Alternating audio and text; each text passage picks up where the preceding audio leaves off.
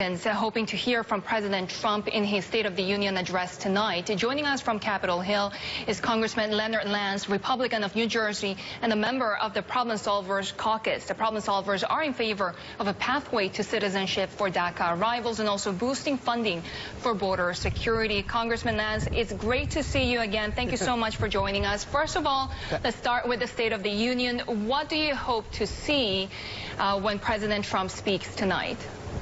I'm sure the president will discuss the state of our union economically, militarily, and diplomatically, and I'm looking forward to listening to the president's address this evening.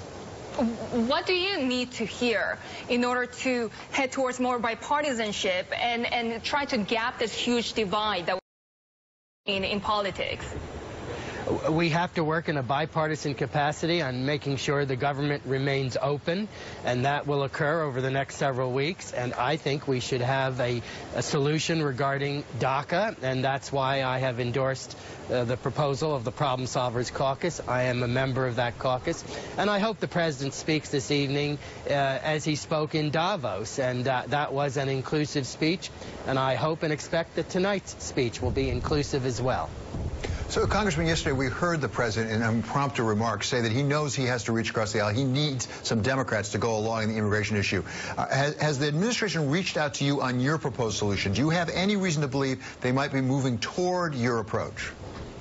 I am hopeful that that's the case, but we'll know more based upon what the president says tonight. But I do believe the president is accurate that this cries out for a bipartisan solution, moving from the middle out. I think the best policy in this administration and in this government, including those of us who serve here in the legislative branch on Capitol Hill, is to work in a bipartisan capacity. As you know so well, Congressman, this is the issue that may shut the government down again. You said you don't think that will happen. How critical is the president's leadership here? And as a result, does it mean if it does shut down, it's really sort of his fault? I don't think that it was the president's fault when the government was shut down a little more than a week ago. I frankly don't want to cast blame because I want to move forward in a bipartisan capacity. But the government did open up once Democrats in the Senate recognized that it was essential that we retain the essential functions of government. And certainly we should move forward together, moving in the direction of making sure never should the government be shut down. I didn't favor shutting down the government when Barack Obama was president, even though he and I are in different political parties, and I don't favor shutting down the government now that Donald Trump is president. Do you expect a fifth stopgap measure? I hope that we can have a measure moving forward in its entirety, but we will see, and perhaps there'll be another continuing resolution. But, Sherry, the House of Representatives has passed all 12 appropriations bills and did so before the beginning of the new fiscal year on October 1st, and I think that's a blueprint from which we can move forward.